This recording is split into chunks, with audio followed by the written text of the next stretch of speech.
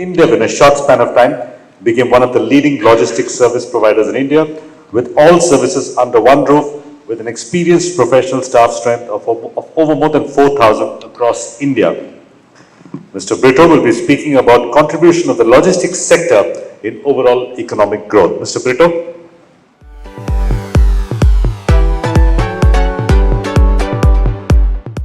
Mr. Britto, your topic is the contribution of the logistics sector in overall economic growth. Thank you very much. At the outset, I thank my Almighty and my parents for this wonderful day. In fact, commissioners have given a lot of information today. And of course, for times of India, it is more relevant to have this conclave.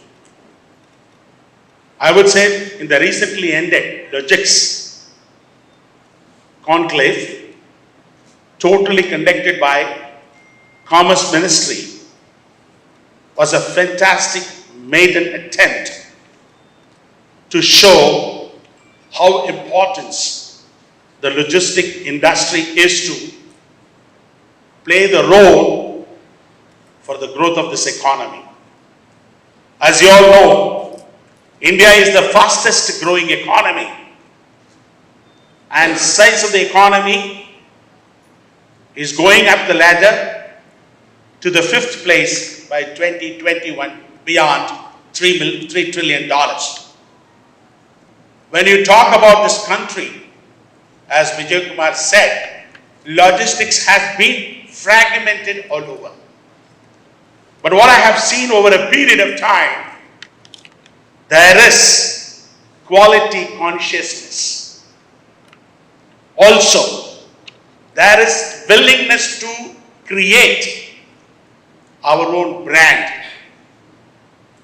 Also, the various ease of doing and post GST regime, on one window clearances, talk about Infra India, Skill India, Digital India, and so on, are going towards and assisting this logistics industry. When I was thinking about it, there is a small Chinese story came into my mind. Normally when you sow the seed, it comes out in a week or two. But there is one Chinese bamboo tree. When you sow the seed of this tree, it doesn't come out immediately. It almost takes 5 years to come out and to grow. But the amazing fact is that once it starts growing, in 6 weeks' time, the tree grows 90 feet. The growth is very, very fast. Then you will ask me, why this seed has to take 5 years underground? But it has to be cared well by the farmer for 5 years. Nurturing it, watering it, and so on. But the speciality is that its roots go stronger, deeper, and wider. In order to hold the tree, which is growing so fast in six weeks, 90 feet. Dear friends, where I am coming to the point is that Commissioner was mentioning that we have fantastic steam. The momentum started in the last 4 to 5 years. The ground work has already been done, like Chinese bamboo tree. The next stage in the international arena is for our country to grow much, much faster and double our growth. And thanks to our government and particularly their initiative towards logistics. Number 2, our moderator was mentioning the areas which are to be tapped after the post-GST is number 1 is warehousing. Johnson mentioned. Recently I read, compared to last year, there has been a 45% growth in the leased area in warehousing. It is approximately 24 million square foot as on today, which is huge, which means the GST is really redefining the strategies of warehousing and bringing in the economies of the scale, which brings down the logistics cost. And that is the purpose of all these schemes in India. He was mentioning it is one of the highest. And recently Minister was mentioning it has to come down to 10% because it is beneficial to everybody. So ultimately our interest is to reduce the cost. So the warehousing is the highest potential, is going to be a great growth engine for this economic growth. Number two, what I have seen, a lot of momentum has taken place in the waterway and the coastal shipping. As you all know, coastal shipping and waterway is less than 2% today in terms of transportation. I have seen recently Maersk has taken a maiden attempt in the waterway. Everybody knows the coastal shipping and waterway will reduce the logistic cost drastically, which will have a tremendous impact on the GDP. So there is a lot of scope in this country with 7,517 kilometers coastal way to improve this and to gear up our growth engine. The third important thing which we have to bear in mind is the FDWZ concept. Still, I feel many conferences I have been speaking about free trade zone warehousing. And there are so many advantages. I have written articles on this. Today, Singapore, China, or Jebel Ali, all are doing so well. It is because of the free trade zone. But now in India, it is slowly growing. Now in Chennai, I have seen a lot of growth. Recently also I read, DP World has come into this free trade zone in order to create these facilities. And we have put up the first ever facility, big facility in Mundra, and almost our warehouse is full. Because we are going around and educating. What are the advantages? How you can do it? It's an international hub. How you can do the business in dollar terms with the volatility, with the exchange rate changing. So this is really an important area which is going to be the future growth engine with our Prime Minister's insistence on Sagarmala, port-led growth. These FDZs are going to be one of the important factors for our growth. And another thing is, which we have, 2009 onwards, I created this concept, went to the government. Many a times with my team, we got into the concept of air freight station. We gave them the SOP. And finally, the EDI issues were there. We sorted out, thanks to Mr. Ajit, our Chief Commissioner. He took a lot of proactive steps. And today, our AFS with the ICD in Irrigate Kotai is a concept wherein you can move the ULD boxes directly from the tarmac to the ICD area as an air freight station and do all the formalities. We have moved a lot of boxes now. We have seen we could reduce by the logistic cost by 20% overall costings. That is customs and clearance and so on. The last important point is that the last mile connectivity.